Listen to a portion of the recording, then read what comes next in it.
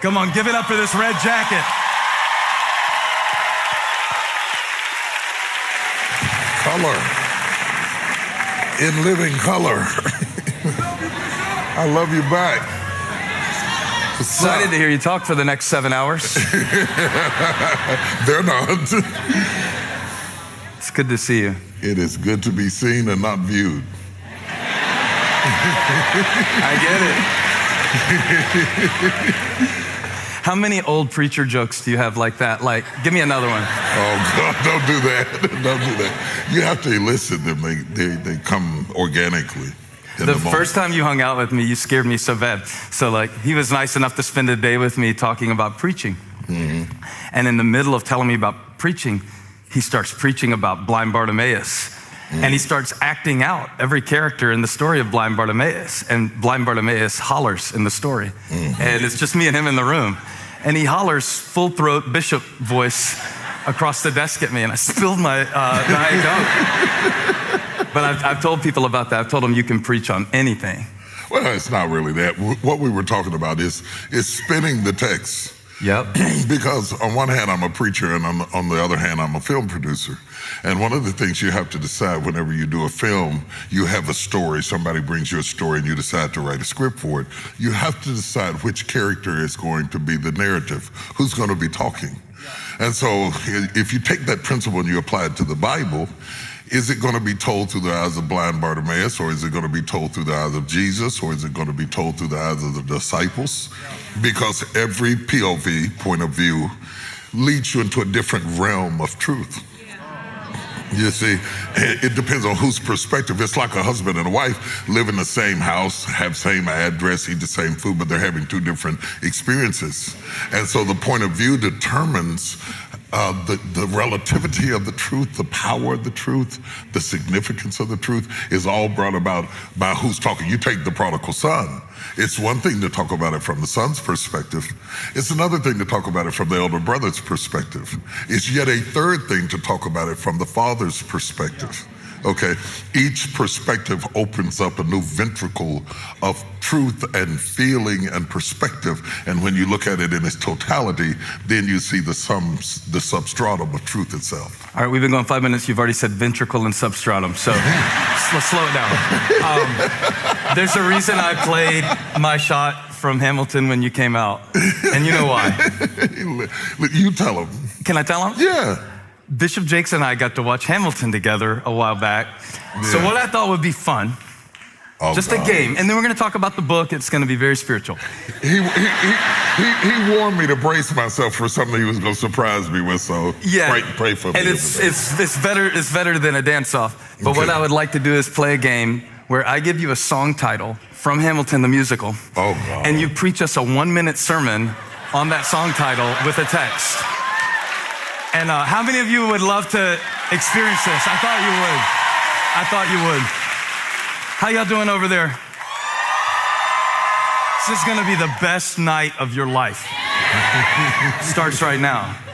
Starts with this. Okay.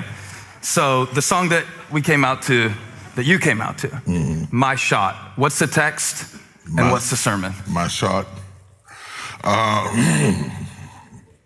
My Shot is the young prophet who Elijah commissions to shoot the arrow.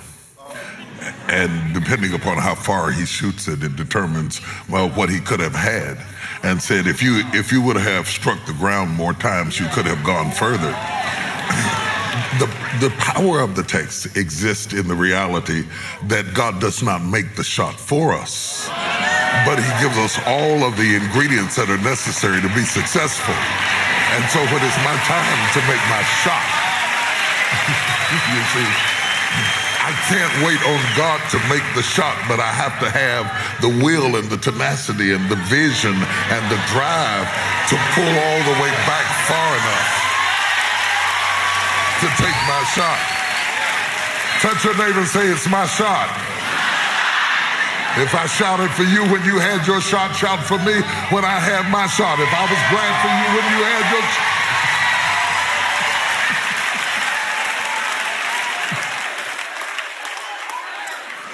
Next one.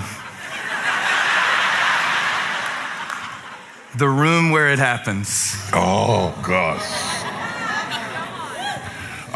Thomas coming into the upper room after Christ is risen from the dead, and he comes into the room having missed the initial inaugural moment that Christ reappears to his disciples. Now he comes to the room.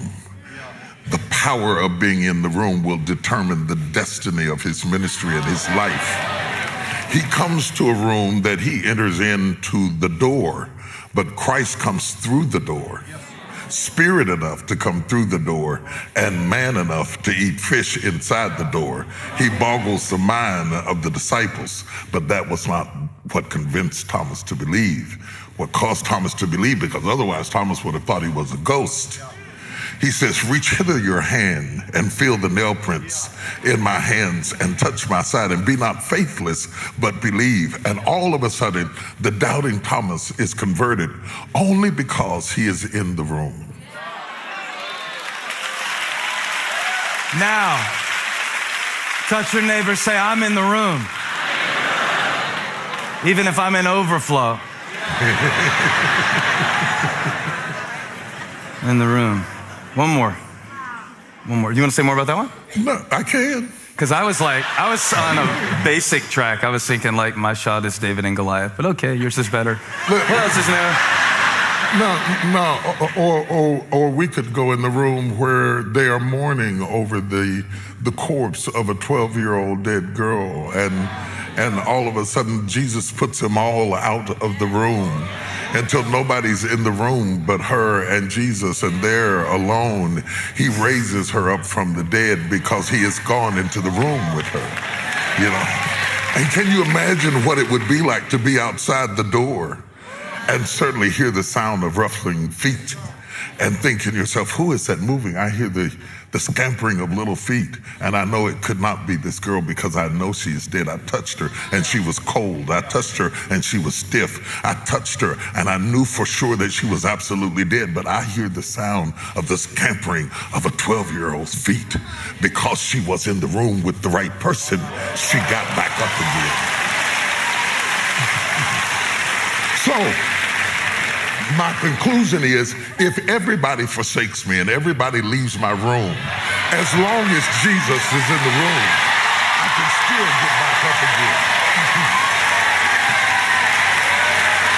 So to all of you out there who are weeping over who walked out the room, who left you, who forsook you, who did not stand there with you, as long as you've got Jesus in the room, you can still get back up again. I want to be in the room.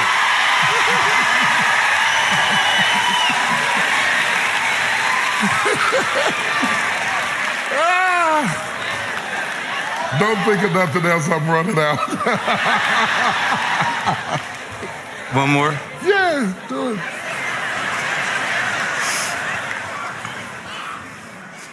Who lives, who dies, who tells your story? Who lives, who dies, who tells your story? Early in the morning, the breaking of day, the women wrap themselves up to go down to the tomb, loyal to a Jesus who has become extremely controversial, has been executed, not crucified, executed on the cross. And yet they are still going down, even though he did not do what they thought he was going to do. These women rise up early and go down to the tomb. Only when they arrived at the tomb with the dew on the ground and the mist in the air and the fragrance of death still lurking in the inner chamber, the stone has been rolled away. And sitting on top of the stone on each side is an angel saying, he is not here. He has risen from the dead. And the question then becomes, since he is not here, who tells the story? This woman comes running back. It is totally inappropriate in a misogynic age that a woman would be the first one to carry the message. But there are some times and some seasons that you have to break the protocol of the day. Because Jesus was looking for somebody who was bold enough to walk into a room full of men and tell them, I know for myself, he is risen from the dead. And I am alive to tell his story. Good night, everybody.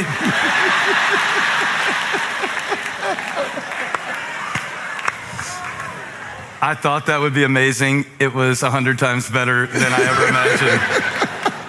You always amaze me. It was scary for me. Yeah, so I want to ask you that. I want to get into the content of the book, Crushing. God turns pressure into power. And I was thinking how last time you were here, you wrote SOAR. Yeah. SOAR. It's like eagles on the cover and plane. Yeah. And now we're on Crushing. Yeah. So what happened? They say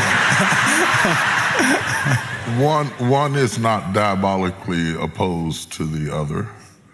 For the eagle, soar is about flying, but for the eaglet, soar is about falling. If the eagle stirs her nest and the eaglets are pushed out of the comfort of their nest, is that not crushing? If their food supply is now cut off and they are pushed out by their own mother to fall off the side of a cliff, is that not crushing? Why would mama do that to me? Why would mama not feed me?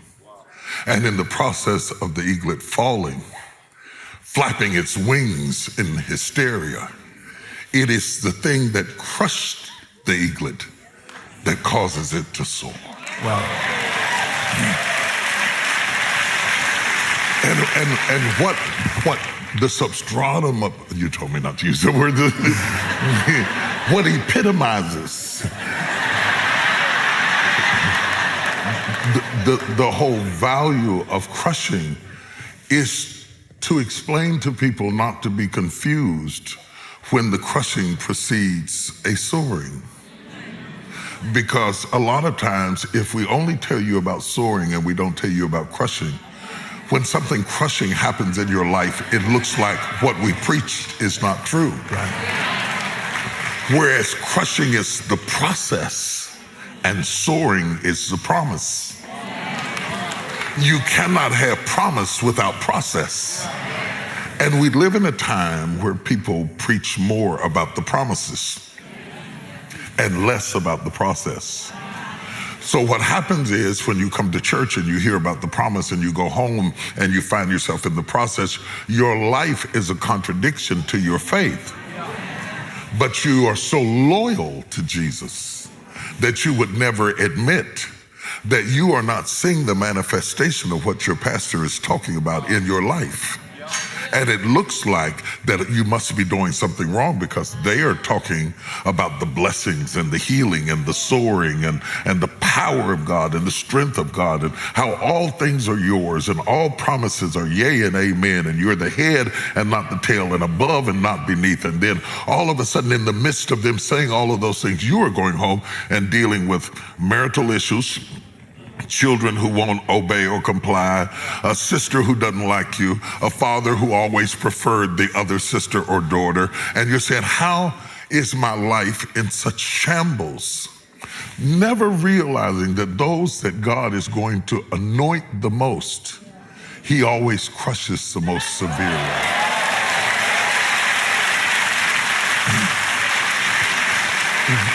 When we were talking about the arrows a moment ago, and we were talking about striking the ground, and we were talking about the bow and arrow, you must realize the further the arrow is going to be shot, the more it must be pulled back. And I wrote crushing in part because I have never met anybody who did exceptional things in their life who had not at some point endured exceptional crushing. It is the force to which you have been pulled back that determines the height that you will fly. Yeah. You see? Yeah. And I wonder about that because I've seen you at the height of success, and yet you've shared with me about your own crushing. And some of that was external. Some of it was internal. Some of the things that you've shared with me privately gave me hope to know that God is using a lot of the things that I think disqualify me. and that will be the actual place of power. But what I wanted to ask you on a deeper level is, do you think that there is a certain process by which we accept that crushing that either turns it into something powerful or something destructive in our life? Is the pressure of the things that we go through in itself a growth mechanism, or is there a response that's required from us to make it turn into something? That's a great question. And, a couple of things come to my mind. When I married my wife, I was pastoring. I've been pastoring for 2 years. I pastored a very small church in a rural area of West Virginia called Montgomery, West Virginia, though I lived in Charleston. I was pastoring and working a full-time job. I had a brand new car. I had my own place. I mean, I wasn't wealthy or anything like that, but I had a car and a good job, and I had my own place, and I was good enough to say I do. And not long after I said I do, the whole country shifted, and the Union Carbide shut down the part that I worked for, and many other industries began to leave the Rust Belt states, and I was unemployed and ran out of unemployment. And eventually they repossessed my car. And eventually I could not feed my children. And eventually it got so low that the deacons loaned me a car. But the car was so raggedy that they hid it in the back of the church. No, I'm serious. It was a 1967 Valiant with the floorboard rusted out of the bottom of it. And I had to put carpet over the bottom of the floor so my kids' feet didn't go through. And they didn't want anybody to know that the pastor had that kind of car. So when we had guests, they would hide my car in the back because that was the stage of life I was in. It got so bad that the car broke down on the side of the road and I had to thumb to get to church and climb across the coal cars on the railroad tracks to go into the church to preach faith. I never stopped preaching. I never let up on preaching the power of God and the strength of God. Even though it became so bad that we at one point had to go gather apples to feed the kids because we had nothing at all to eat. God knew that later in my life, he was going to bless me extraordinarily. And some people would later question, are you serving God for stuff? So he allowed me to be crushed early so that no matter what they said, I would know. You understand what I'm saying? Because they were going to come in at the end of the movie and make assumptions. But I lived through the first of the movie to validate the fact that it was not for the things he gave me that I do what I do. It was because of the love and the passion and the anointing. And so, yes, it makes you, and sometimes it also creates a narrative for you that completes your ability to reach both high and low. I can reach the guy in the homeless shelter, and I can reach the guy in the penthouse suite, because I have learned how to abase and abound. I have suffered lack and I have had plenty. And I have learned whatever state I'm in, therewith to be content. Some things God takes you through are not for you, but it's so you can reach somebody else. Sometimes he crushes you because he's going to bless you so much he does not want you to get arrogant like your predecessors. And so he humbles you. Anytime he's going to exalt you, he humbles you. You take the 2 fish and the 5 loaves of bread. When they brought it to Jesus, they brought it to Jesus to multiply it. And the first thing he did was crush it. He took it and he blessed it and he broke it. As he broke it, he started crushing the fish and the bread. And the more he crushed it, the more it multiplied. The more he crushed it, the more it multiplied. The more he crushed it, the more it multiplied.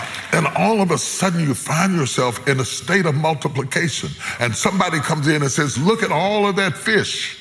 But you know that when you first came into his hands, you were not enough.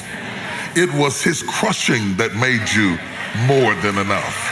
So sometimes it's intrinsic, and sometimes it is so that you are relevant for other people. I want to give you one more quick example.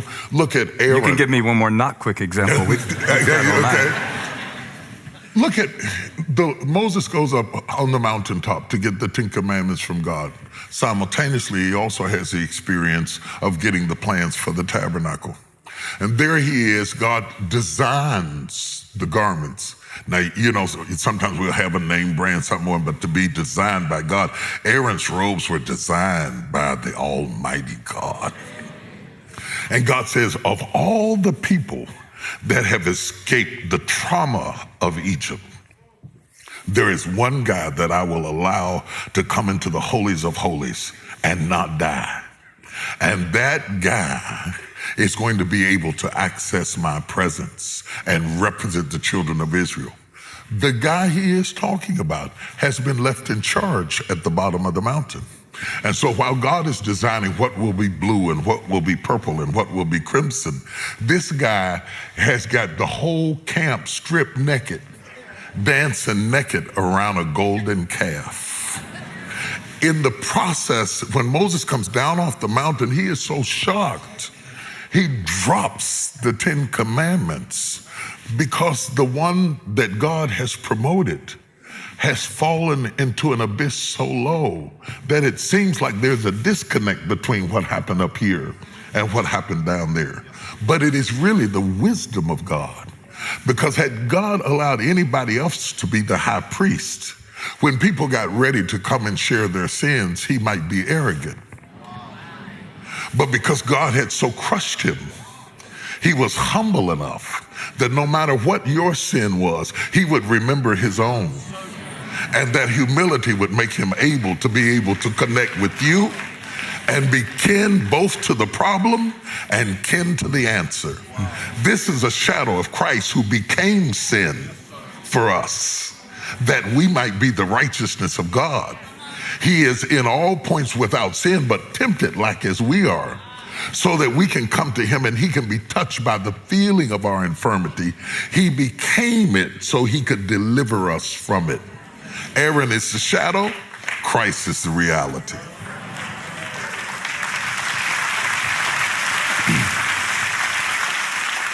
I always figure that's what makes you stop and take time and care about people is the years that you were preaching with barbecue sauce on your tie because you were making the chicken for the fundraiser in the back of the church before you preached. See, they don't know what you're talking about. Let me tell you what I did. I think I explained it pretty well. No, you didn't do good at all.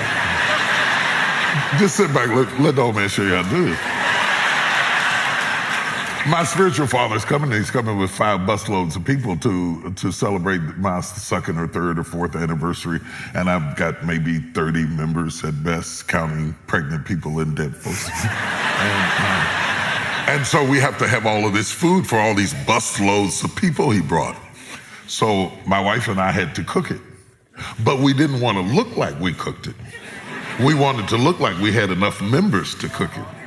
So I had my bow tie on because it's my anniversary, and I had my suit on, and they said, now let's receive the pastor and his wife. And I marched down the aisle, like I had all of these members, which most of them were really his.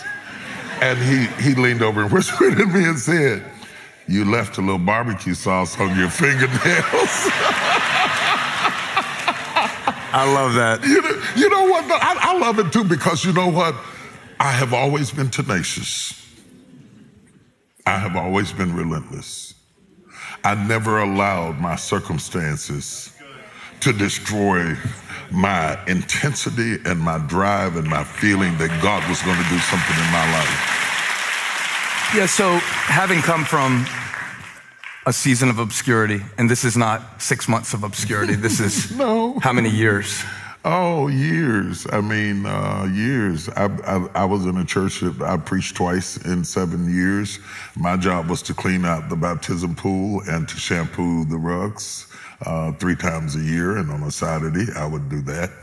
I drove my pastor around. I cleaned up the church. I worked in the ministry, and I hardly ever missed a service, though I was hardly ever called on to speak. Obscurity, though, Pastor, is a great gift. It's a great gift. There's a reason that God develops an embryo in obscurity. There's a reason that Moses was hidden in the tent 3 months.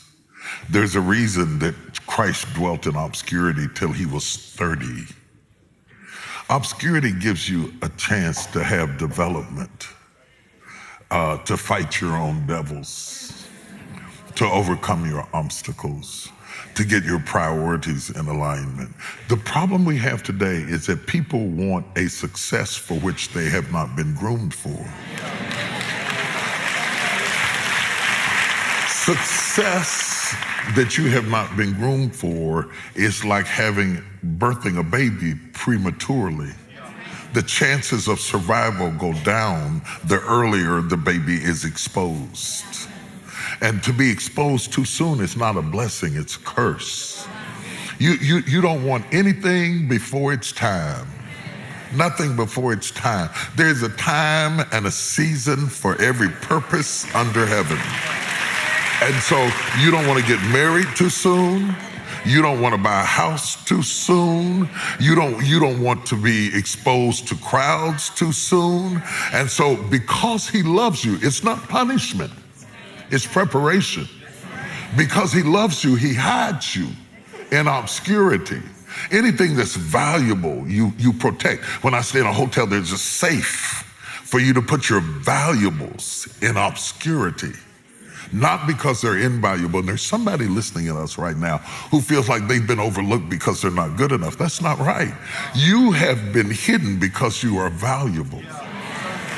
When the time is right, when the time is right, when you are strong enough to withstand the elements to which you will be exposed to, you will be revealed. You understand? Yeah, and I wanted to ask you about the contrast because the pressure of success is a type of crushing as well. Oh, absolutely. And usually it's looked at in a linear way. Mm-hmm. You know, if you'll tend sheep, then you'll kill Goliath. Mm-hmm. And then what? Mm-hmm. And then you'll have greater responsibility, and then you'll have more battles and bigger battles. So I want to ask you this personally. Hold on. I want to drive that home. The reward you get for overcoming your last challenge is your next challenge. That's basically what I was saying. Now, let me ask you this. I really want to ask you this. In your life, what has been a greater pressure? The frustration of obscurity or the pressure of success? I didn't have the frustration of obscurity because I never got into this to be exposed. I never wanted to be famous. I wanted to be effective. See, I think our motives have to be right. So when I talk about some of the worst parts of my life, they sound real bad and everything, but at the time it didn't feel bad because I had nothing to compare it to. And my job was to glorify God in the situation I was in and to continue to lead the flock I was in. You cannot be so driven by ambition that you see obscurity as punishment. So I think for me, the hardest part was managing what we call success. Because that creates expectations. Right. And the expectations are as different as there are people. Yeah, right. When you have 30 people, you only have 30 people's expectations to manage. The more you are known around the church, your church grows, and then the state, and then the country, and then the world. There are almost 8 billion people on the planet. Somebody's not gonna like you. And before, they wouldn't know you. Right, like somebody is on YouTube right now commenting on our clothes. Right. Everything. Everything. He shouldn't have that on. You know, I was at my son-in-law's church. I had on some jeans, you know, they were the ragged kind of ripped jeans, because that's how they dress out there. And I was trying to be cool, like coming here. I stress out coming here. You look amazing. You know, I dress for you. Thank you.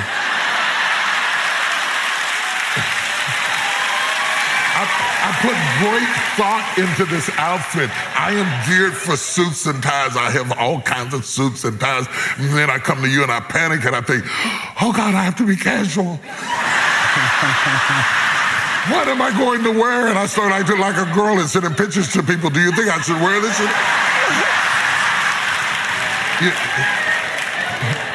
What? And the other thing about being big is this.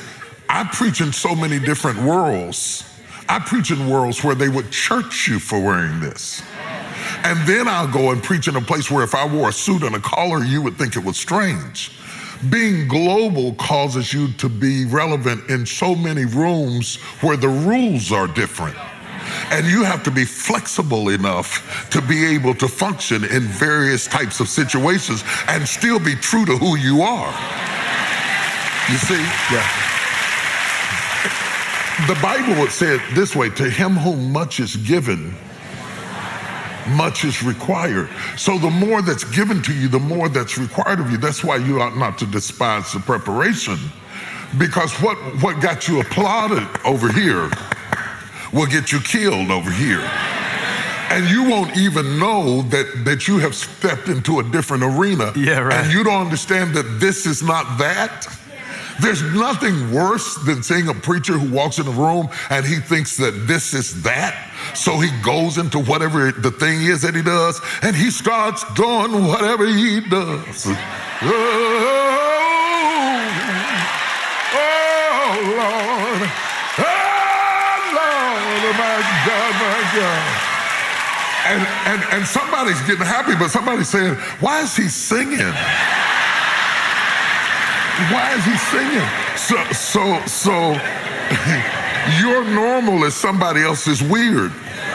And the more God promotes you, the more ambidextrous you have to be able to serve the body of Christ. Because the body is vast. And God forbid that you get an opportunity, because I don't just want to serve the body of Christ. I also want to be relevant in affecting the culture. Because I don't just want to preach where the amens run free. I want to go into the wild, into the jungle, and capture and ride a lion's back and pull him by the mane and pull him and say, sit down. You know, snatch him by his hair and say, what's my name? Yeah. I don't want to go. Yeah, I know you're shocked. You'll be okay. Breathe in, breathe out. You brought me. We're going to have fun. We're going to have fun. Most of the preachers today only preach to Christians. At the time I came up, we would pitch a tent in the roughest part of town. I mean, I preached in a tent in the Bronx where people were throwing needles down on the altar. They were coming in and throwing crack cocaine down on the altar. There were thugs. There were people in there with guns and knives. And I was happy. I was happy because I was young and I was wild. And I was preaching, get away from that gate, about the lame man at the gate called Beautiful. And I was preaching, get away from that gate, where there wasn't a big amen section like this. Today, people always want to go into an environment that is friendly fire. But the Bible said, go into all the world and preach the gospel to every living creature.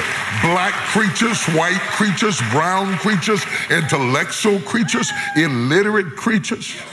When I first got to Dallas, I knew that my ideology had to change. When I first got to Dallas, I threw a party for the homeless people, rented out the Civic Center and brought all of these clothes and food and stuff. That was how I opened up my church. And so we had all of these homeless people in there. And when I was leaving, this man looked at me with tears in his eyes. Ooh, it's hard for me to tell it. And he said, I love you, Mr. Bishop. And I drove away in the car and I thought, he doesn't even know what a bishop he is. And immediately I knew, either you're going to reach the world or you're going to honor your traditions. You have to go beyond your traditions in order to be effective.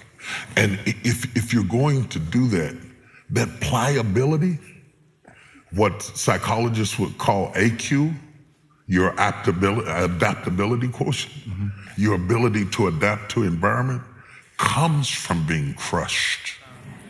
It comes from I was going to say the women would relate to that, but the women today don't do this. So the older women might remember when we kneaded bread dough.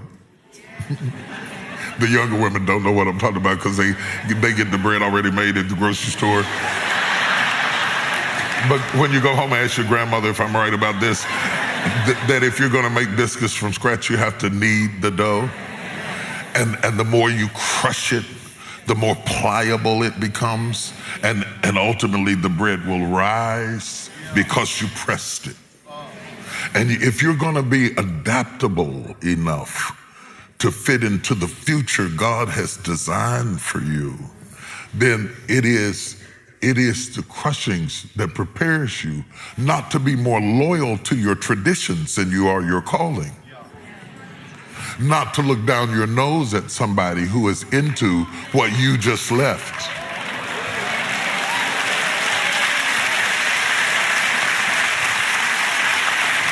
Because church people get amnesia. Okay, church people get amnesia quick. They turn up their nose. Oh my God, the smell of smoke. Oh my God, and it was just 3 years ago. You were sucking on one like it was a straw, you know. And now, they said a profane word. Come on, Henry, let's leave. No, don't leave. Let's stay. Let's stay. Jesus, what made Jesus so radical? The religious people hated Jesus. What made him so radical is that Jesus went to the wine bibbers and he went in the street and he touched people who were hurting and they loved him. They loved him. Jesus that was so relevant that he looked no different than the people around him. He looked so ordinary to his environment that the Roman soldiers had to hire somebody to point him out. So Jesus wasn't into standing out, he was into fitting in. Okay? Because in order for him to redeem us according to the law, you had to be a kinsman redeemer. Okay? So in order to be a kinsman redeemer, he has to be kin to the thing he wants to redeem. And what makes a minister effective and not condescending is when you're reaching for that soul. This is the truth. When you're reaching for that soul, the most effective ministers are the ones who see a little bit of themselves in the people coming down the aisle. Yeah, because if you're not kin to them, you won't care about them and you won't labor with them and you won't work with them and you'll just walk out and wave and go about your business. But when you're kin to them, you are moved with compassion because you know that could have been you, that used to be you, and sometimes it's still you. Because you don't live in victory every day. See, but the pressure of fitting into a religious environment can tempt you to hypocrisy. Because we become more concerned about being accepted by the people we worship with than we are about being used by God. So going into environments that intimidate you excites you. Oh, yeah. You like it. Oh, yeah. You're a glutton for punishment. Yeah, yes. What intimidates you? Oh. Anything that's foreign. A lot of times I'm speaking in environments that are not faith-based at all. Sometimes I have to be able to deliver truth in a veil. Sometimes I have to put it in a film subtly to make it palatable enough that they don't turn, but potent enough that it captures something on the inside. And so that can be intimidating. I like to be in a room full of smart people. I like to hear people preach who make me feel stupid. It's such a turn on. It really is. It is. It is. I love it the best when the guy preaches so good that I feel like just throwing my Bible up in there and saying, I quit. Because You just described me every Monday listening to you.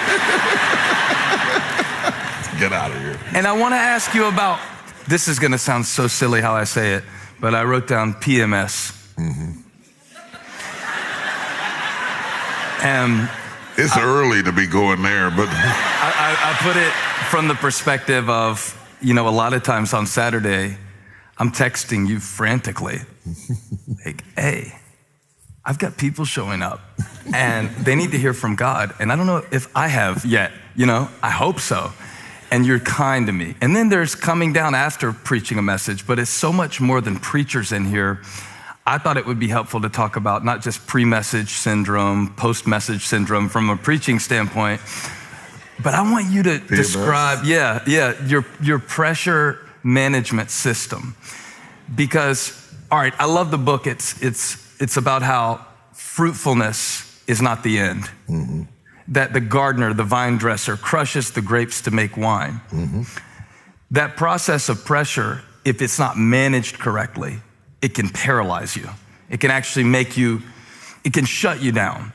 And you've transcended so many limitations and broken barriers and stood up with your hands shaking and done things. Oh, yes. And I want to know how you do it because, I need to know, parents need to know, business owners need to know. How do you manage the pressure without the pressure beginning to overwhelm you and consume you? If the pressure overwhelmed me and consumed me, then the pressure would have aborted my destiny.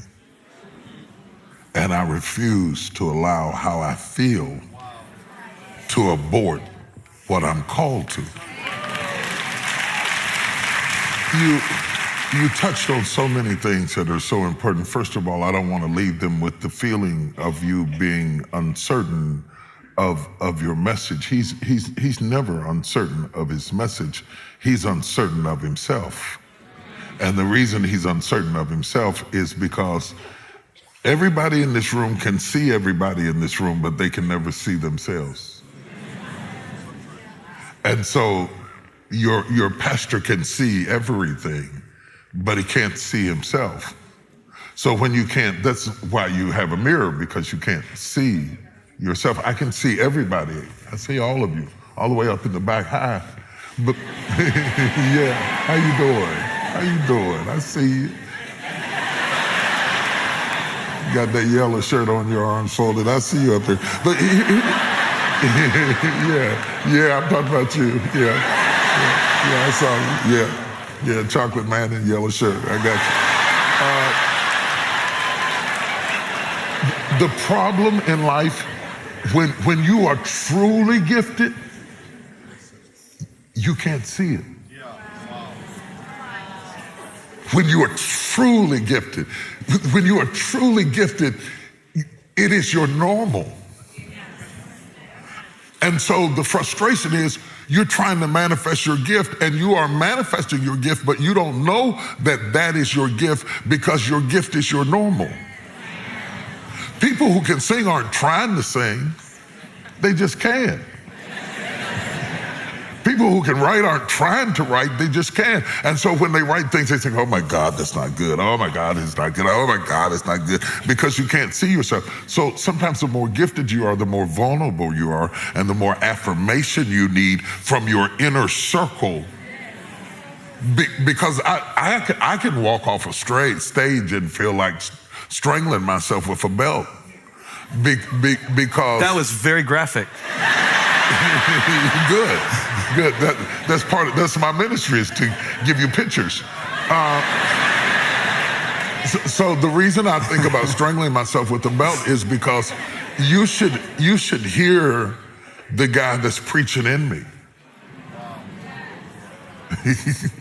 and there I am trying to give you what he's giving me. I'm never preaching against the guy who preached before me or the guy who preached after me. I'm preaching against the guy who preached inside of me. Okay, so the bar is so high that a lot of times I walk on the stage and I think, you know, why don't you get somebody else? I blew it. I didn't get it across. I'm not sure that they got it the way you got it to me. You got it to me so bad I couldn't sleep that night. And I'm not sure I can get it out. So really gifted people are sensitive and they're vulnerable, and you have to learn how to function within that sensitive, vulnerable space. And I'm going to give you a couple of things that will help you to do it. Insulate yourself with a few inner circle people who love you enough that you can be vulnerable in front of, and yet are honest enough. My daughter, let me tell my story. My daughter, Sarah, wrote this paper. Yeah, I know. She wrote this paper one time, and she sent it to me, and I was... there was a day where what just happened was something so far away, too. You talk about it in the book. I talk about it in the book. I mean, she was the least likely child. Lord have mercy. If you would have asked me, you know, which one, I would have none. Anyway, I talk about it in the book. You got to read the book. She wrote a paper and she sent it to me. And the thing about me is, my wife says I'm brutally honest. I say I'm just honest. She has to add verse to it, but she says I'm brutally honest. I will tell you the truth. She wrote this paper, my daughter wrote this paper, she sent it to me, and I read it. And I remember I was in LA at the time that I read it. I was busy. I probably would have been more tactful had I not been so busy, but I was busy. And I read through it, and I said, Sarah, I said, I don't even know what you're talking about. I said, I know you can write better than this. You need to go back and write this over again. And she said, okay. She said, Dad, I'll give it another spin. I realize now in retrospect that I probably should have softened it a bit. Later on, she wrote her first book. And I sat down to read the book. And I'll be honest, I sat down to read the book because she's my daughter and she wrote it and I was going to read it. And it's the way they used to cook. And some stuff they cooked, their mother wouldn't eat. I would eat anything they cooked, just so they have confidence in themselves. So I said, I'm going to read this book. And I started reading it. And I called her and I said, Sarah, I sat down to read the book because you wrote it, and I couldn't put it down. Wow. I said, I read from the first page to the last page, and I didn't stop. Because the rhythm of your writing, the eloquence of your speech, the visual images that are created through the opulence of your vocabulary was so overwhelming that I was mesmerized. And I left her that message and she called me back. She said, Daddy. She said, Daddy, she said, I want to keep this voice message forever. She said, I want to keep it the rest of my life. And I said, Sarah, I said, it was just what I thought. She said, I know. She said, that's what made it real. She said, I could trust your compliments because of your criticism.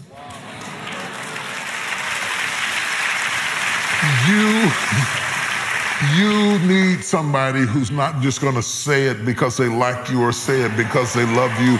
You want to get the absolute truth from them. An inner circle of people who will tell you like it TI is, so that you can trust them that when they say it's good, because the reason you have to trust them, it's like a blind man with a seeing-eye dog. You got to trust the dog because the dog can see. You can't see yourself. And you have to be okay with that, or you're never going to get anything done for God. I'm going to go just a little bit deeper. Jesus takes a blind man and takes a blind man out of Bethsaida, and he lays hands on him and then asks the blind man, what do you say? The healing is all predicated on honesty. The courage to tell Jesus, you touched me and it didn't work, in front of your disciples. He says, I see, I'm better, but I see men walking in streets. And Jesus touches him again, or I believe spits in his eye, and tells him to go wash in the pool. And the man has to take the first steps in the dark. The first time I went to the mic to preach, my hands were shaking so bad. that when I held the mic, I was nervous when I picked it up, but when I knew that they could see that I was nervous, that made it worse. So it was kind of like a tambourine or something, you know. So the next time I had them adjust the height of the mic. I didn't quit preaching. I had them adjust the height of the mic and put my hands behind my back so they couldn't see my hands. And I preached the first 5 or 10 minutes with my hands behind my back until enough anointing came, because when the anointing comes, the fear goes, and then I took the mic and started preaching. You cannot let your fear hold you back from your destiny. You have to feel the fear and do it anyway. Do it broke, do it scared, do it nervous, do it trembling, do it on your knees, do it with help, do it on crutches, do it in a wheelchair, because you don't want to end up in a nursing home sitting on a bedpan wondering what would have happened if you'd only had more courage. You don't want to end up in an old folks home and your dying thought is, I wish I had her. Because the one thing that you will never get is more time. So you don't have time to allow your fear to incarcerate you when you have the key. Reach around there, unlock the door, and step into your destiny. Mm-hmm. Don't you feel like a lot of stuff gets thrown around at a cliche level like this? Like I was thinking about this reading the book. You have this great section on pruning. Mm-hmm. And feel free to preach on John 15 at any point during this question if you want. But I was thinking how sometimes Christians use language to cover up lifestyles. Mm-hmm. So, I really wanted to ask you this tonight. Do we sometimes use pruning as an excuse for our bad decisions? Mm-hmm. In other words, everybody walked away from me, God is pruning me. They walked away from you because you're mean. And you're self-centered and your breath smells bad, or whatever. But that is pruning too. Some people only learn through those kinds of chastenings. Because anytime you won't hear God's warning, he will chasten you. Mm-hmm. And whom the Lord loveth, he chastens.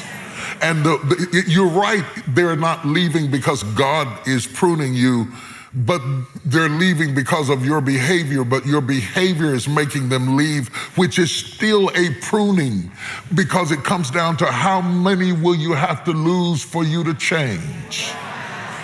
Okay, I want to go into that, Bishop. So is there a difference between being crushed by the hand of God versus suffering the consequences of your own decisions?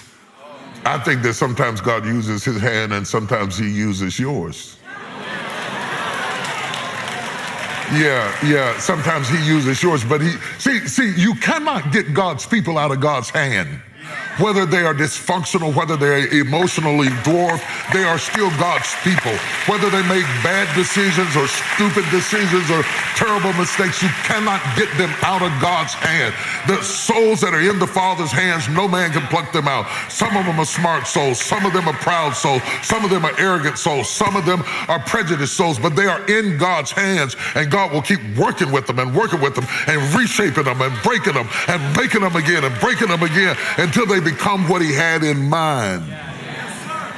Every branch in me that beareth fruit, every branch in me that's doing kind of good, he says the reward is I prune it that it might bring forth more fruit.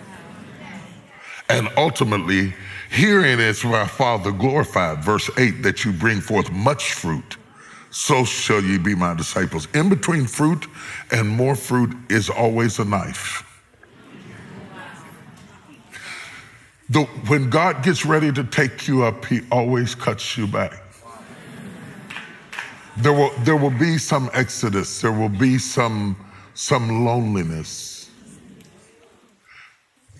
There will be some crushing place, some weeping, wallowing stage of life, because you are his, and he knows exactly where to cut you. In the book, I talk about my mother had a rose bush, and I decided to help her out. And I was a little kid, and I went out there to do like I had seen her do. I was going to prune the bush. And I almost killed it. I used the same knife, and it was the same bush that I'd seen her prune the year before. I used the same knife. But in my hand, it was a weapon. And in her hand, it was a tool. God knows exactly where to cut you to make you more productive. I was doing the right thing, but I was cutting in the wrong place. Mama knew exactly where to cut that bush in order to make it go from fruit to more fruit, to much fruit. God knows exactly where to crush you, to bring you to the place that you need to be. I want to throw this in. What started this journey, I was getting ready to preach at Lakewood, and I was sitting outside, and all of a sudden I got a download, and it's hard for me to explain what a download is. I mean, all the technical people know what it is as it relates to technology, but that's kind of what we finally got to in technology. The Holy Spirit was always there because the Holy Spirit has always downloaded. Knowledge from the divine comes in waves. It doesn't come in reason. Right. Behold is a download. They missed that. That was so good. It was, but you got it? Yeah, they'll get it when they watch it back. Preach it Sunday, it'll be all right.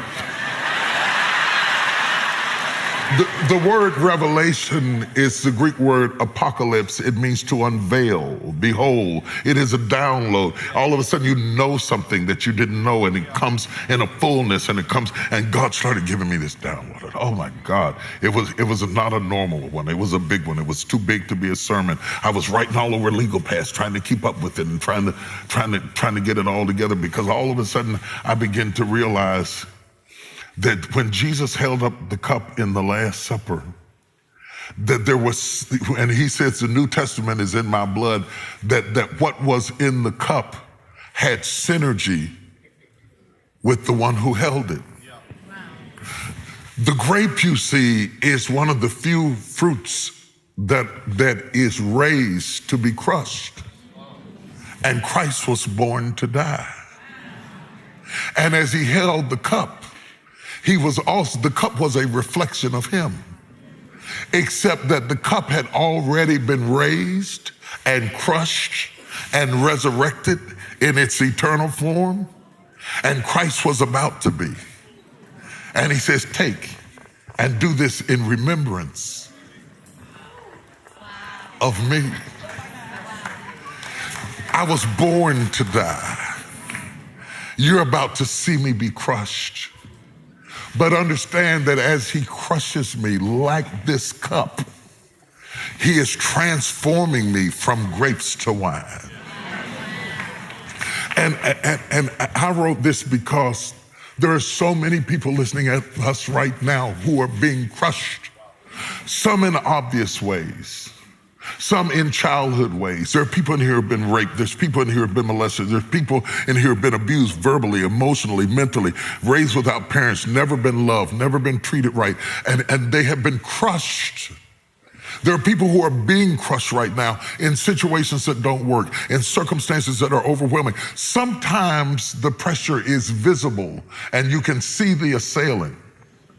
But other times it's invisible. It's an emotional, it's a mental, it's a turmoil, it's an internal conflict that crushes you, and you suffer in invisible ways, like a child that's been whipped and sent to school, but they wore clothes to hide the scars. And there you are walking amongst people and nobody can see that you're scarred beneath it all. That's what crushing is. And there are people in this room right now who have or will or are enduring crushing moments, and they are saying, where is God? And he's under the clothes with you. He's in the pain with you. He's in the situation with you. He's in the turmoil with you. Nobody else is as brutally honest as God about crushing. It's right up front. The whole emblem of Christianity is a cross. Duh. It's not a crown. He comes right out front and tells you, if any man will be my disciple, pick up his cross and follow me. Come on, let's die. When you went, and I talk about this in the book, I talk about the tabernacle, and the tabernacle stands out in the middle of the wilderness, and the flapping of the goat skins out of the badger skins out in the middle of the wilderness. The white flapping of the skins is an indication that God wanted to meet with man, Oel Moed in Hebrew, the tent of meetings. And you must come in at the door, and the door stands out starkly different from the walls around it with its blue and its crimson and its purple. It's blue for the grace of God. It's crimson for the redemptive power of God. It's purple for the majesty of God. The door stands out because it's a picture of Jesus that says, I am the door. The moment you walk through the door, the very first thing you see is a brazen altar, a dying place. No couches, no chairs, no furniture, no candles, no scents and fragrances, no aromas, no aromatherapy. The very thing you smell is the stench of burning flesh and the dripping of blood into a pan beneath it, because God puts the pain up front. He never hides or disguises the fact that the moment you walk into the door, you have to pay something for promotion. You have to go through process to get a promise. You have to go through crushings in order to have a crown. He puts it right up front. He doesn't give you the laver. He doesn't, you know how they come along and they give you the little towels on the plane and all that little scented stuff before you do it. No. You will wash later. You will burn first. You will writhe and groan. And let me prove to you, the apostle proves to us in the New Testament, I beseech you, therefore, brethren, by the mercies of God, that ye present your body a living sacrifice, holy and acceptable unto God. A living sacrifice is something that is put on the altar alive, squirming, tied to something that doesn't work, tied to something that doesn't move, tied to a marriage that doesn't work, tied to a job that doesn't work, tied to a city where you're not respected, tied to a situation where you're squirming. And God uses squirming situations to crucify the flesh, and it's all up front. And if you can make it past the first piece of furniture, then he'll wash away the stain of the blood off of your hands and take you on into an area that smells better. Because the first room, the first outer court smells like burning flesh. But if you make it to the most holy place, what calms down the stench of death, it's a smell of burning incense. The prayers and praises of the saints drive back the smell of death and what it costs you to be who you are. It costs you to make it. Now, you didn't come through that door to smell death. You came to that door to have an encounter with God, but you have to walk through the whole process and then get to the veil and get past the veil into the holies of holies. You have gone from daylight, natural light that everybody sees, to candlelight, which is revelatory light, the light of God's word, to Shekinah glory, which is divine light. Every step you go from transition to transition, it smells different, it looks different, it feels different. You pass the table of shewbread, where the Bible is specific to say that the table of shewbread must be made out of fine flour. Now, today we don't get that, because if you want fine flour, you go buy it. But in the wilderness, if you want fine flour, you crush it. The finest flour was the only thing that God's bread could be made out of. In other words, it had to be crushed and crushed and crushed and crushed and crushed until it was fine enough to be bread. And in our lives, when God gets ready to serve us to the world, there are certain crushings that we go through. There are certain crushings that you're going through right now in your life. And sometimes people don't see it. They don't know that you're being crushed because sometimes you're being crushed in your heart,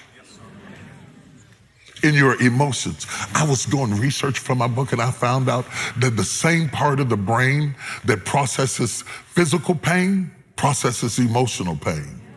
So my brain doesn't know whether my heart is broken or whether you stabbed me in the leg.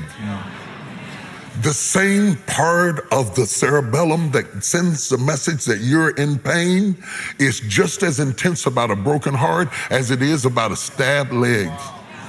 You understand? So all of a sudden I'm in trauma, but there's no paramedic because I'm not bleeding. I'm not being crushed on the outside where you could put a tourniquet on it and send me to the emergency room. I'm being crushed in my heart. I'm being crushed by failed expectations. I'm being crushed by the fact that I'm older now and I thought I would be further than I am and I am not. God has a whole lot of ways to crush you. I'm being crushed by bankruptcy. I'm being crushed by disappointment. I'm being crushed because I love somebody who won't love me back. I'm being crushed because I have a child who disrespects me. There are all kinds of ways for you to be crushed in places that people don't see, and it affects you like you are being stabbed.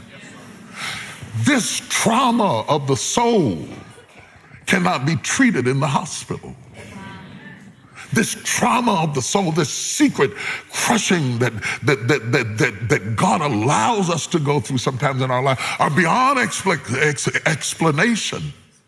And yet there's not a person in this room, young or old, black or white, rich or poor, intellectual or illiterate, who escapes it. You cannot live in this world and not need what I'm talking about. You cannot live in this world and not need it. Something in your life is going to be what God uses to crush you. But remember that crushing is not the end. Crushing is not the end. After the grapes have been smashed, I started into this download and I saw the Bible said in Genesis that the seed of the woman would bruise the head of the serpent and the serpent would bruise his heel. And I looked at the heels of Jesus and I looked at the bruised heel of Jesus, and immediately I was taken in the spirit and I saw women trampling on grapes. And when I saw the women trampling on grapes, I saw the stains of the grapes on the heels of their feet. And all of a sudden the Holy Ghost began to connect the blood and the redemptive power of Jesus Christ with the crushing of the grape. And when I looked at Jesus holding the cup, I knew that he was in the cup and yet he was holding the cup. And immediately I sensed in my spirit, God said, I want you to go tell my people that crushing is a stage, it's not a destination. It's not a destination. It's not a destination. Do not, I gotta get this out because this is important. Some people take on a pathology of pain and they make the crushing their address and they live in what should have been a stage. And no matter what you do, you cannot pull them out of it because pain becomes their normal. They will provoke you till you fight them. They will push you away till you reject them because it is the thing that they are most familiar with, and they don't understand that they self-sabotage their success. You're not fighting a demon. You're not fighting the devil. You are fighting the fact that you have become so accustomed to pain that it is your place of residency. And I challenge you today to shatter your way out, to break your way out. If you can't get out the door, come out the window. I challenge you today. I challenge you to be happy, even if being happy feels funny. I challenge you to have joy even if it feels like it's phony. Even if it's not you, if it's not your personality, it's not going to be you at first. What do you mean? How do you do that? Because when you are used to being miserable, you will provoke everything around you until you are miserable. You are self-sabotaging because you made what should have been a process, you have made it permanent. And now it's you doing it. It's not God doing it. It's you doing it to yourself. And God is steadily trying to rescue you out of the pit, Joseph, but you won't grab the rope because you have become so comfortable in the pit that even when God sends the Midianites to pull you out of the pit, you choose to stay in the pit because you like it down here. I like it down here. Ain't nobody bothering me down here. I just like to be by myself. I want to be alone. I'm just that kind of person. I'm just, no, you're not. It is not good for man to be alone. Your Creator said you were not designed to be alone. You have allowed the process to become permanent. So when you break out, Stephen, you feel strange. You feel like an immigrant. You feel like a foreigner. You feel like you're in a strange situation and you want to retreat back to the familiar because even though it's toxic, it's become your normal. And so when you start getting into these other atmospheres, you can't wait to get back to the familiarity of this self-inflicted torture that you put on yourself. And anybody who says you preach nice or you look nice or you did that good, you don't believe them because believing them would free you. You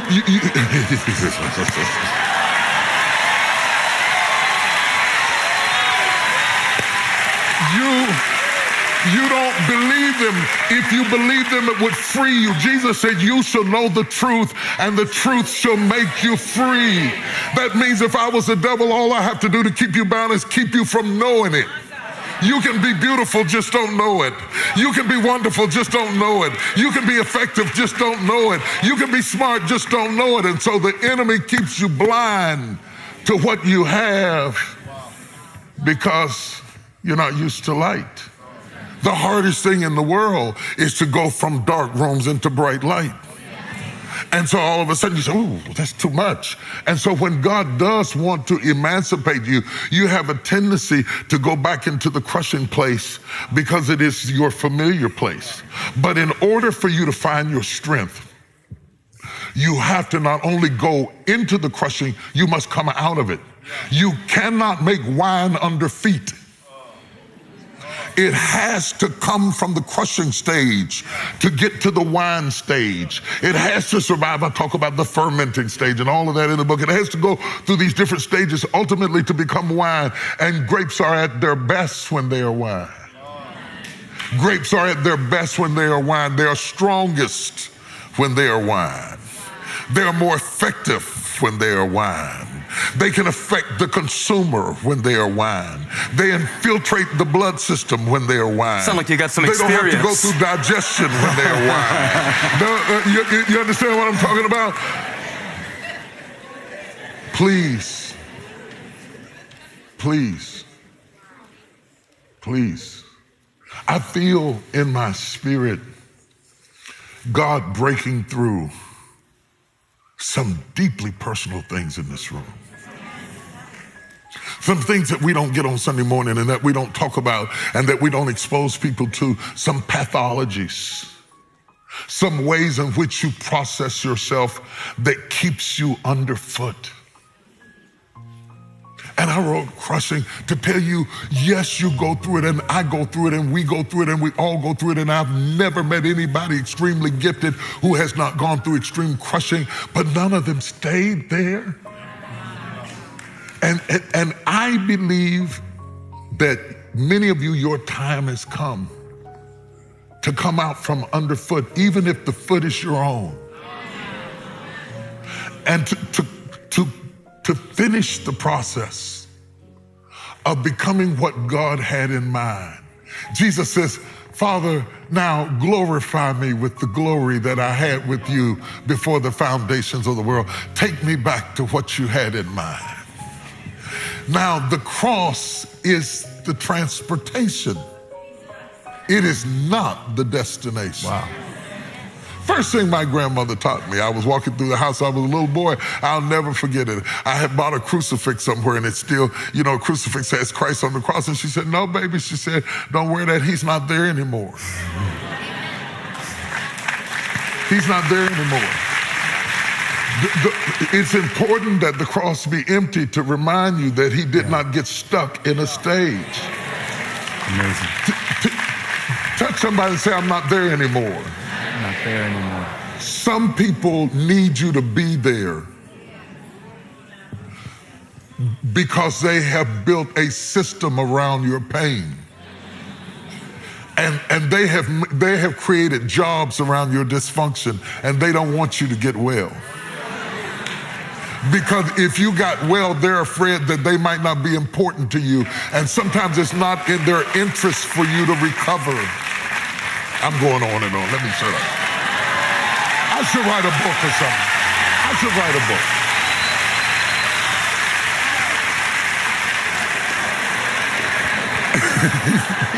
It's like therapy. I'm settled. I I should write a book because what I'm talking about is so personal that you should be in your bed reading this. Where I told him, now I'm old school, so look over me. If this is ignorant, look over. I still like books. Now we have ebooks and stuff like that. And that's nice. And to all of you that are different, get the ebooks. And then we have audiobooks and we have it in Spanish and all that kind of stuff. I like books. I like books so that I can dog-ear the pages and bend it back and abuse the book and write my stuff on top of the book. Because when you hear a writer think, that's what reading is. It's to hear your writer think. It impregnates you with thought until you start thinking things that are not even in the book. Right. And so I like to write little things, little notes that came to me as a result of something I read in the book. And I like to get like a little bit of jelly on the book. And spill my coffee on it, or just a little bit, so that I got highlighted parts of the book and notes in the book and a little bit of jelly and a little coffee on the book. And then somebody wants to borrow it. No, you can't have my book. There's some DNA in there, my fingerprints on it, but get away from me. That's my book. You cannot lead if you do not read. You cannot lead. We have raised a world that has everything so automated that we're afraid of quiet. We want little sound bites of information. So what happens, let me tell you what this generation does. I can post an excerpt from the book on Instagram. It can blow your socks off and you'll repost it, but not read the book. So you walk away with cliches, but no wisdom.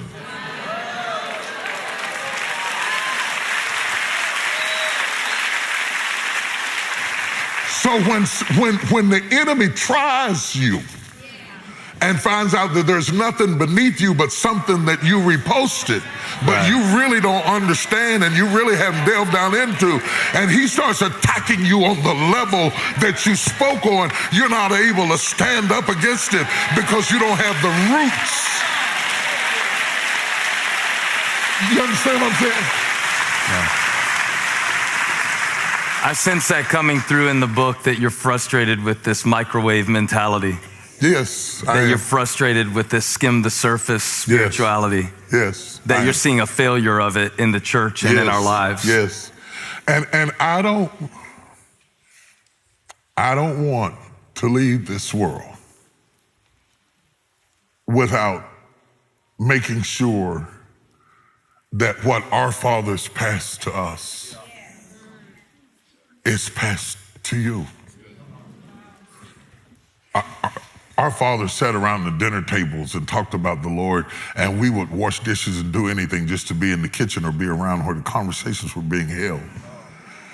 And the level of our thought was cultivated because we got to be in the room. Where it happened. Where it happened. Where it happened. And so I'm writing and I'm teaching and I'm speaking at this season in my life because I think I see a fading away. Generals going home. Generals going home. Oral Roberts gone home. Billy Graham gone home. Countless people gone home that we loved and cherished, of all races, colors, and hymns, all denominations. Some of our top thinkers are going home. And they're being replaced with our top tweeters.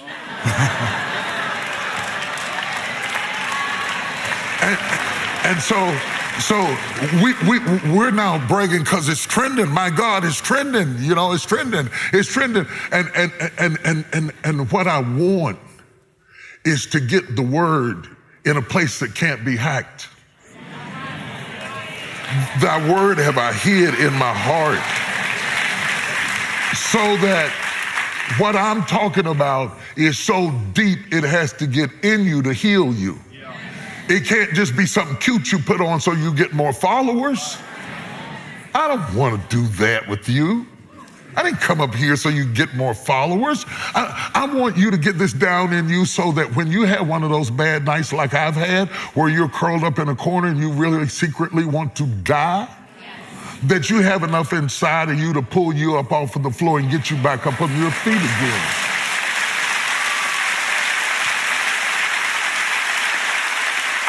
I want to put enough word in you so that when you are holding your mother like I held mine and watch her gasp and die and feel her body get cold in your arms and rock her till she's stiff, that you'll have something inside of you that will not break, that will not fade away, that will not fall apart, that will make you able to stand even if the person you love walks out on you, that you cry, but you don't die.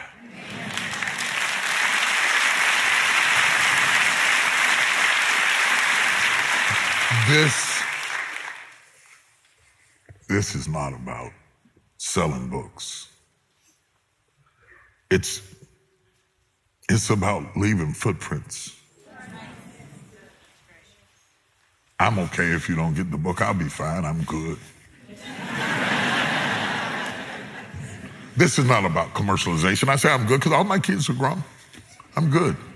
I'm good. We could downsize, live in the trailer somewhere. We'd make it. We'll be all right. We will make it to old age. We are in old age now, but we're in denial.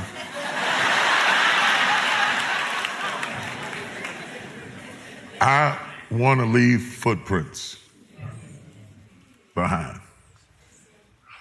My son is in this room right now. I want to say something that outlives me. I want to say something that catches him when I'm dead. I want to say something that becomes fuel for the next 200 years that lives on in your mouth and the mouths of your children. I'm way past needing to be known. I have smelled the fragrance of his presence. As unworthy as I am. And I have this need to tell you that he's more than amazing. That he's greater than religion. That he's better than your dogma and your creed and your doctrines and your theology. That sometimes he's the only thing in an unstable world that keeps you from falling absolutely apart.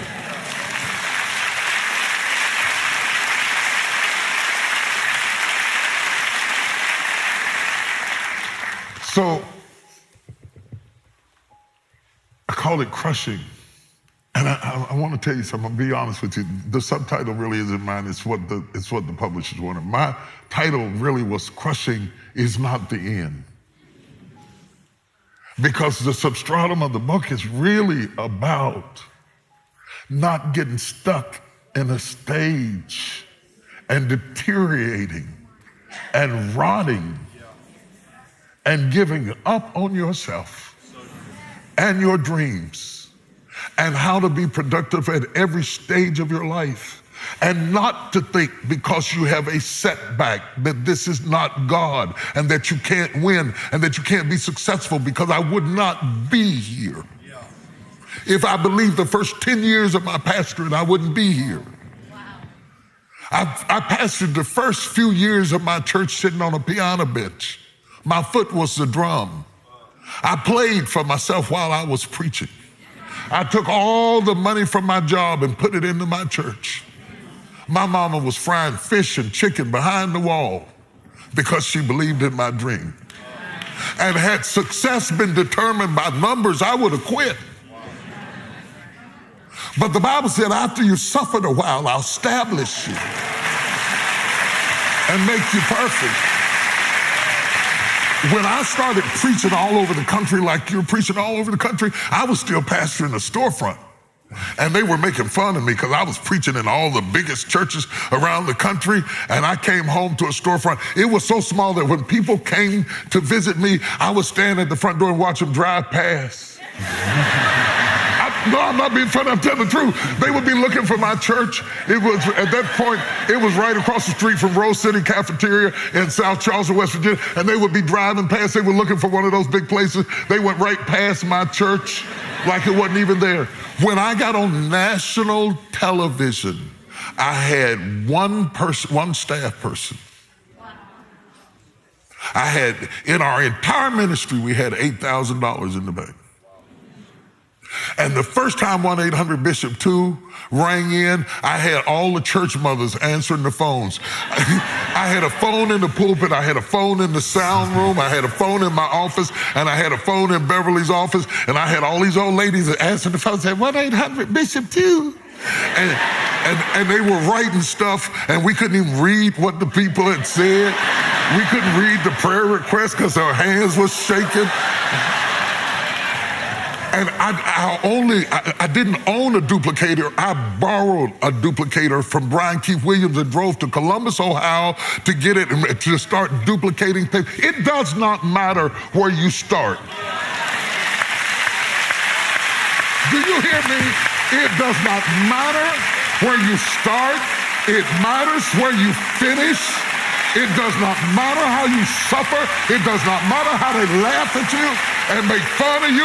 They told jokes about me. They said I'd never have anything. They said I couldn't preach. They said I couldn't pastor. They said, and none of it was true. None of it was true. You have to hold your truth inside of you. You have to know. When all hell is breaking loose, that he that has began a good work in you shall perform it until the day of Jesus Christ. I know, I've probably gone over it. I don't know what I'm supposed to do. How many people are being blessed tonight? How many people needed this word from God about trusting tonight?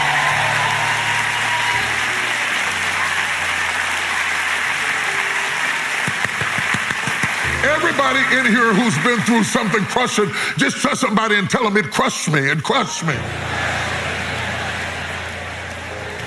But I survived. I cried, but I survived. It crushed me, but I survived. I went through a test, but I survived. Because I figure if you will tell them that it crushed you, I think that if you would tell them and stop acting like you don't relate to this, then we would see survivors. And other people would learn that there's something beyond the crushing. That grapes do turn to wine. That crosses turn to crowns. The pain turns to power. That scars turn to stars. Somebody needs to know that you and Honey Boo didn't live together happily for 50 years. Sometimes you just came home because that's where your shoes were. Sometimes she faced the east and you faced the west, and your hip bones didn't even touch. You were so far apart. I can sleep on, you know that little rail on the side of the mattress? I can get my whole big body, the entirety of my 280 plus pounds can lay right on that edge all night long and not fall off the edge. Yes, it can. Yes, it can. We got people that get married, and if everything isn't wonderful, in 9 months, they're out. They've been in 12 churches.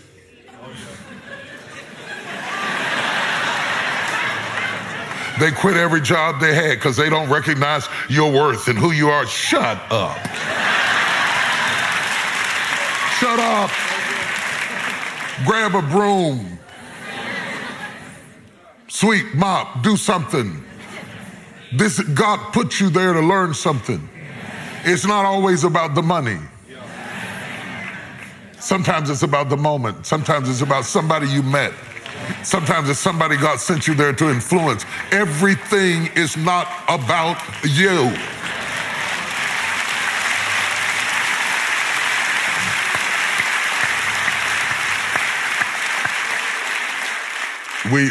We talk like this, you and I, all the time. If all of y'all left, we would still be sitting there talking like this. We talk like this on the phone because you know what? Your pastor has greatness in him.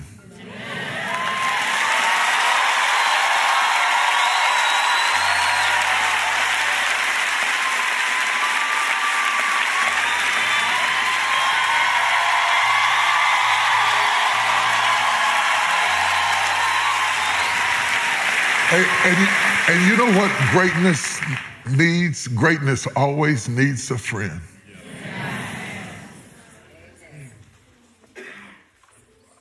Greatness always needs somebody to say, I'm scared. Greatness always needs somebody who will not judge you, criticize you. Greatness always needs a soft place to fall. Because sometimes being great ain't so great. Sometimes being great means being crushed and not being allowed to whimper. Sometimes being great means bearing the fact that you're in a crushing season and helping other people and going home empty yourself.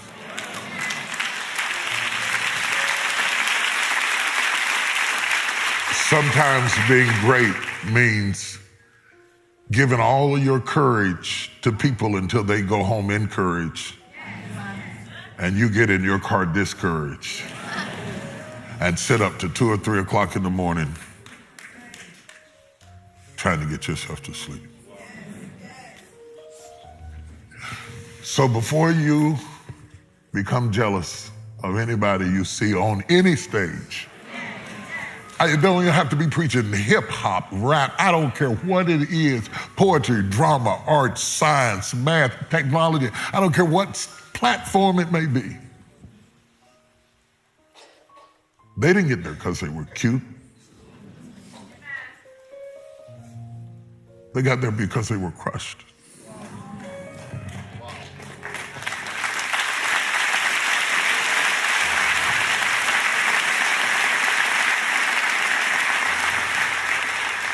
And all I want to be is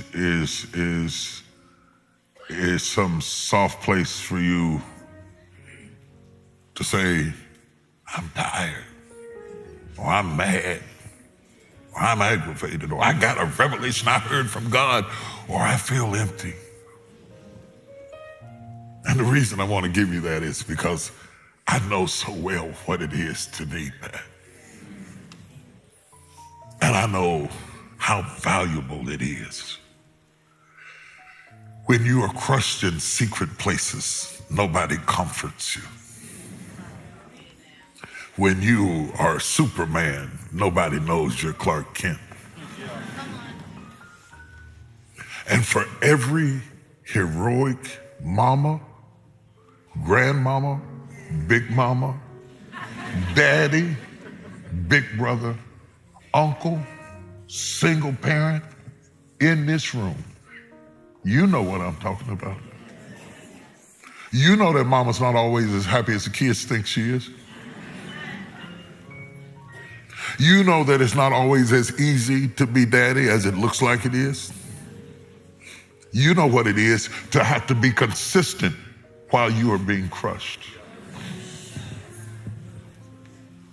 It is to you that I write. It is to you that I breathe. It is you that gave me calling all of these years. I'm called to you. I always have been. I always have been, I probably always will be.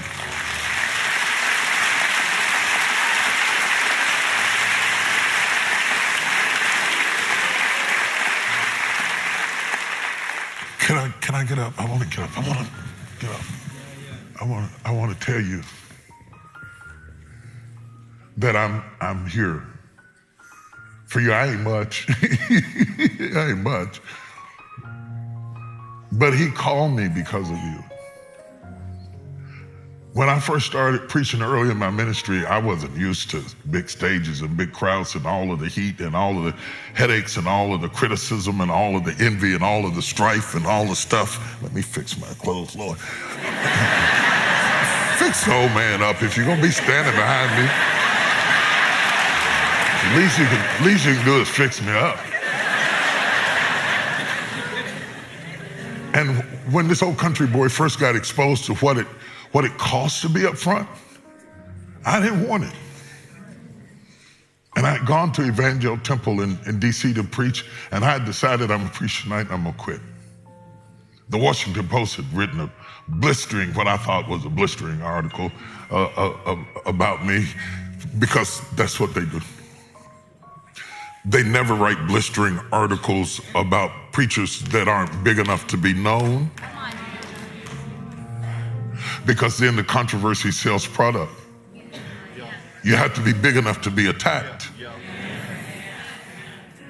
I should have seen it as a compliment, but I wasn't mature enough to understand that levels bring new devils and that promotions bring new problems. And I didn't understand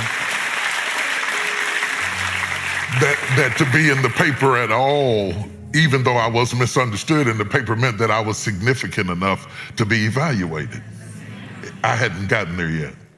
So I wanted to quit. And I decided this is my last sermon. I preached my head off. And I said, this is it. And I was in after hours fellowship, and they kept worrying me about some woman downstairs that wanted to see me. And I said, well, if she's there when I come down, because I was tired, I wasn't going down there. That was my way of getting out. I said, if she's there when I come down, I'll talk to her. When I finally came downstairs, this woman was standing there. She was tiny and frail and shaking. And she said, I came all the way here to see you. She said, I just got out of the hospital. I checked myself out. She said, I was carrying a dead baby in my womb, and the baby was rotting inside of me, and I've never been so sick in all of my life. And she said, the only thing that kept me alive was hearing you preach. And she said, if you didn't keep preaching, I would have died. And she said, the Lord spoke to me and told me to get up out of the hospital and go find you. And to tell you, it's not for them that you preach. It's for us.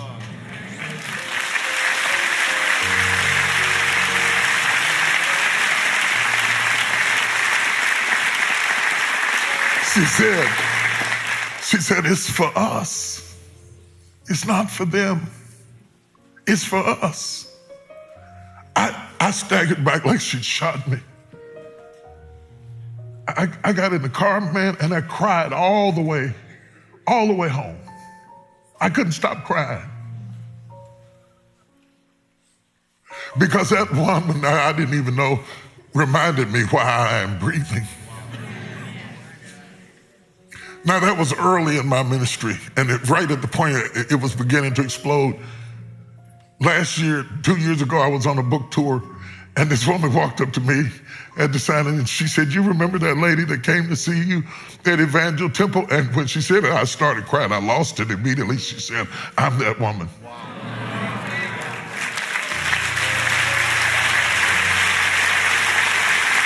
And I told her, I said, I prayed. I didn't know her name or nothing. I prayed that I would see her again. To tell her thank you, because when I was being crushed, she reminded me of why I breathe. While God was toughening me up enough to stand the weight of something that He called me to do that I didn't even ask for, He sent an angel right out the hospital to tell me, don't get stuck in the crushing, that when this is over, you shall come forth as pure gold.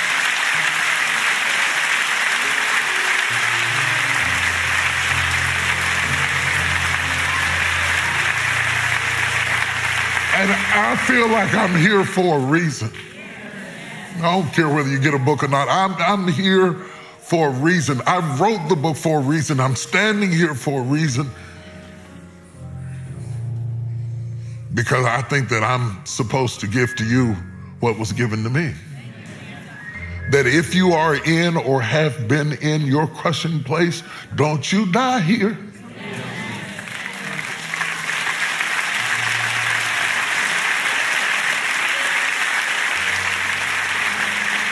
Don't you let somebody standing on the outside of you say something about you that makes you die. Don't you let somebody who left you or forsook you or divorced you or denied you or betrayed you make you hate your life enough that you stop breathing before you see the fulfillment of the promise of God in your life.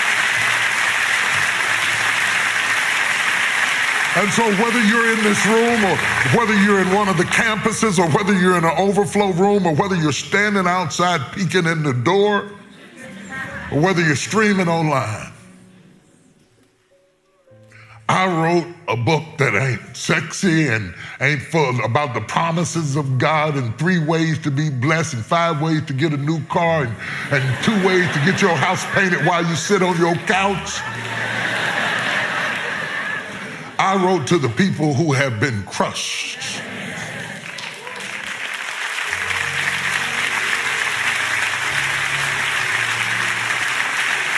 I want to do something. I'm gonna keep going till he grabs me. I want you to reach out and touch somebody next to you and not just assume that they're okay, even if you're married to them. I'm serious, because you can be being crushed laying next to somebody who has no idea that you are being crushed. And some of us are so masterful at being crushed that it's become normal.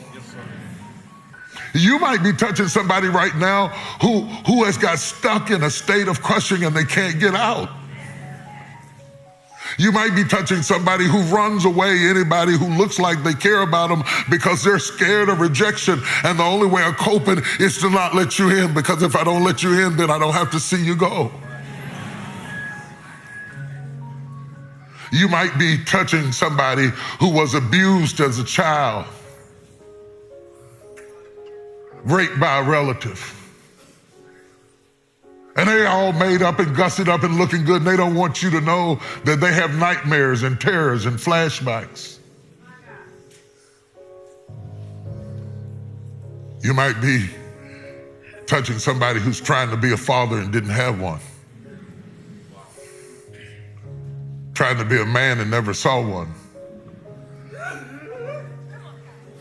You might be touching somebody who's trying to find love and live with a man, but they've never lived with a man before, and they don't understand men. And they're married to a man, but they talk to him like he's a woman because they never had a father, and men are a mystery.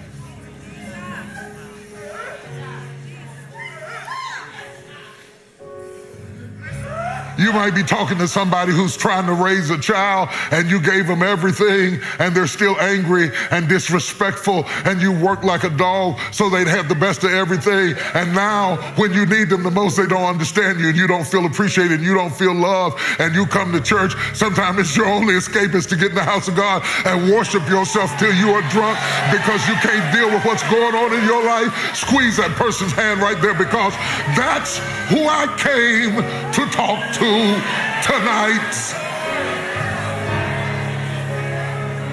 And we come in all colors, and we come in all races, and we come in all genders and all ages, because the one thing about pain, it ain't never prejudice. It'll get everybody, it'll get anybody, it'll get any gender, any race, any orientation. Pain will come anywhere. So squeeze their hand and let them know that they are not alone.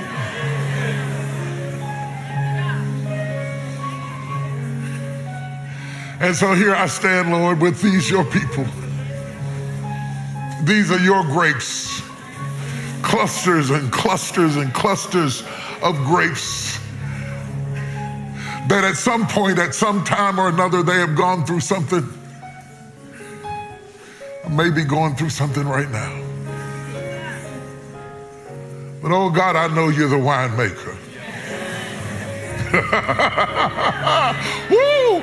Glory to God. I know you are the winemaker. I know you're not finished with them. I know you're not through with them. I know it ain't over yet. I know it's not over yet. And I pray, God, that you give them a faith injection. In this little bit of time, I tried to impart just a fragment of what you gave me. I pray, Lord, not only would they get the things that I wrote in the book, but I pray, God, that you would say stuff to them that I didn't know to write. That you would talk to them about the specific tool you used in their life to crush them. And go beyond that and show them the triumphant plan that you have to raise them up above where they have ever been before. I pray, God, that revival would break out. Not so much in the country, not so much even in the church. I'm not praying that revival would break out in Elevation. I pray revival would break out in your chest. I pray that revival will break out in your spirit and in your mind and in your being and in your soul. I pray that worship service would break out in your car, that you go home worshiping God so strong that you'd have to sit in the parking lot for a while to get yourself together because the glory of the Lord has set all over you and the power of God has overshadowed you.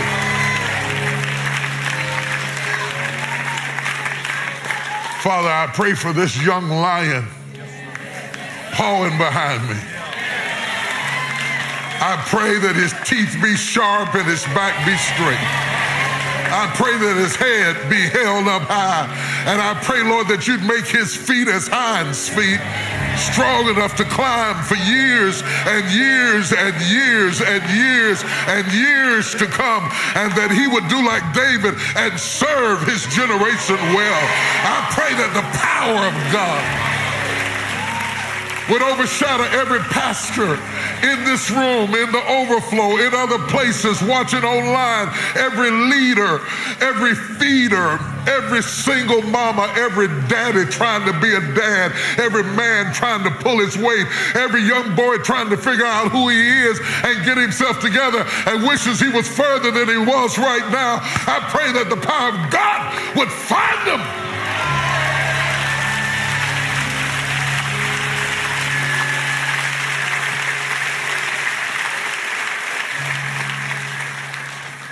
Thank you for the opportunity to be used in this small way to speak to these your children. In Jesus' name, amen.